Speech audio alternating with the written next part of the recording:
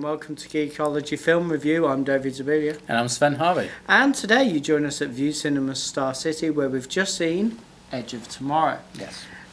Now, the trailer pretty much made it look like a science fiction version of Groundhog Day. Yes.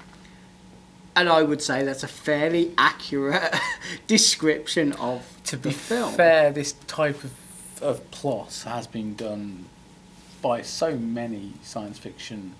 It's one of the staples of the. Staple, I mean, you know, Star Trek, Battlestar, blah blah blah blah blah. You can, you know, and as I said, Groundhog Day. There have been movies that have also done it, but never as well as that. No. I mean, this is the thing. It's set in a very interesting sort of environment. It's very, very much bigger and more epic than you usually expect something for of that this type of thing. Yeah. And using the juxtaposition of you're going from London onto the beaches of France. Yes. That's very resonant for obvious reasons. And the interactions between the characters are really, really good. I thought there was a very interesting dark humour that ran throughout. Oh, yeah, well, it'd have to be. Very enjoyable. Yeah, I mean, I was very impressed with Tom Cruise. I mean, there have been some films over the years where he's not been the best actor in the world, but this seems to really gel with him, this role. Well, yeah, I mean, he's been doing a lot of science fiction recently. I mean, he did Oblivion last year, and everybody knows he's a massive fan of Lafayette Hobbart's work. Yeah.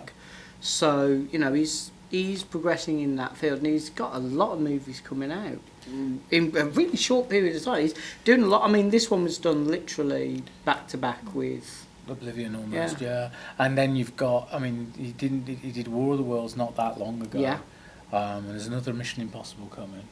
So he's very busy in Hollywood at the moment. Emily Blunt, co-star, was amazing. And the thing is, everybody goes, "Oh, she was fantastic in Looper," or "Oh, she was so good in The Adjustment Bureau."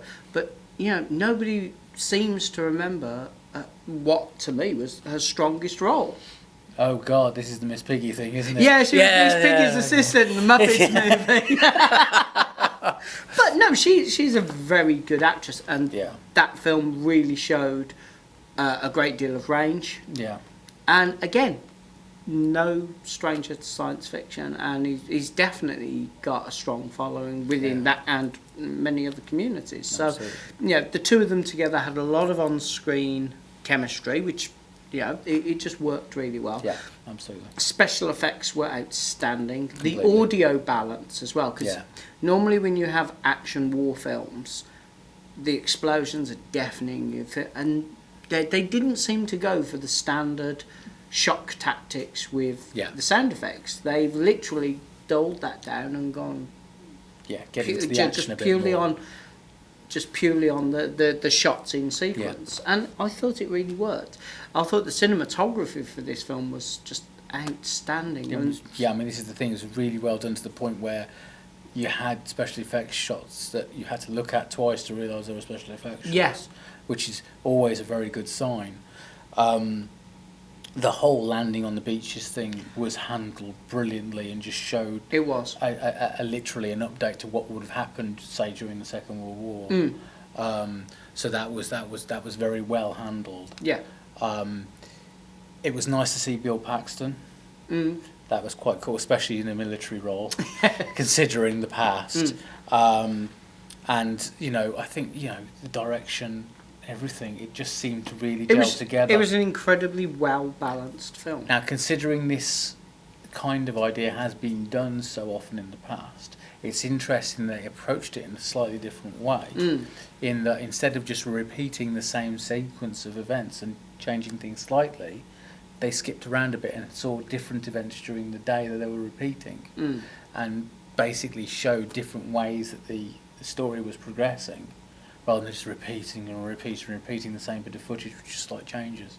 Actually, the thing that, I mean, yes, that was really what, the thing that got me about it was because it has been done so many different times, so many different ways. This is the first one that I can remember that chose to have an organic element to it.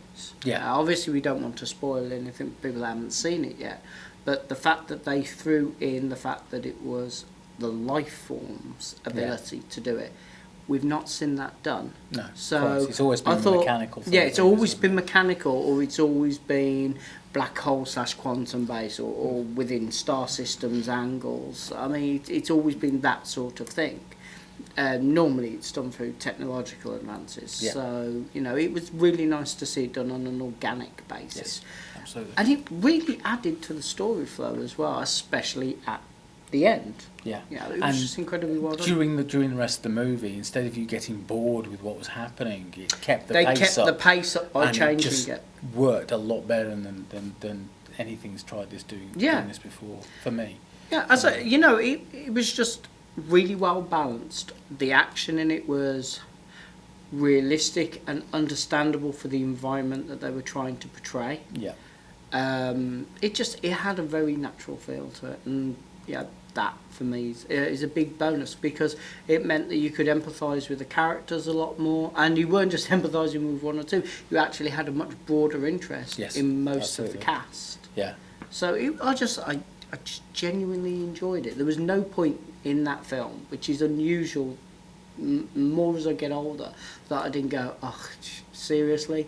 Yeah. Yeah, it just flowed really well, and from beginning to end, there was no pacing issues. There was no point that I thought, well, they could have tidied this up. It's just incredibly well done. Yes, absolutely. So I'm going to have to say that I would give it a 9. Yep. A really solid 9. Just absolutely. I'm going to go with a 9. The only reason I don't feel I can give it a 10 is because it is something we've seen before, even though this is the best way it's ever been done. Obviously, it's not getting a 10 for me because it's not Khan. Yes, it's not. Yeah, it's not Khan. It's not getting the 10. But that score is very strictly reserved for that one film. Yeah, So literally, 9 is the highest I give any film, and that is one that I would definitely be recommending to anybody that's willing to stand still. You've got to go and see this. Yeah. One thing we are absolutely looking forward to as well, not next year now, but the year after, is Batman versus Superman. Now we've had some information about that. That's going to rock. Looking really good. It's now Batman v Superman: Dawn of Justice.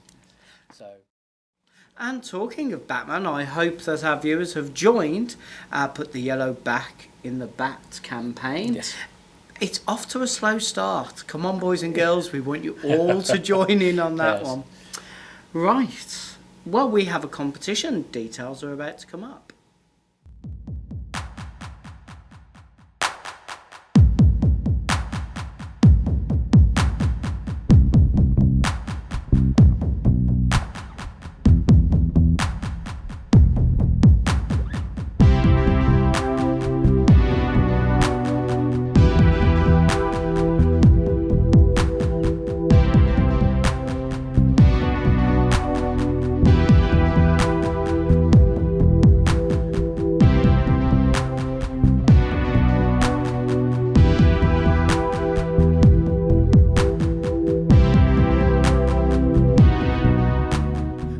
You were paying attention to the synopsis we just put on the screen, because thanks to Warner Brothers we have some Edge of Tomorrow branded merchandise to give away. So Sven, what is this week's competition? Well, as you know, you've got Tom Cruise and Emily Blunt in the film, but Edge of Tomorrow also stars another actor known for his role in Aliens, Titanic and HBO's Big Love. Name the actor. If you simply email us that, we'll be picking the lucky winners out of a hat, and of course we'll put all the information down below. Well, that about wraps it up for us. Thank you very much for watching. You can subscribe to us on YouTube. You can follow us on both Facebook and Twitter. And of course there is the official Geekology website. Absolutely. Thank you and good night. Bye.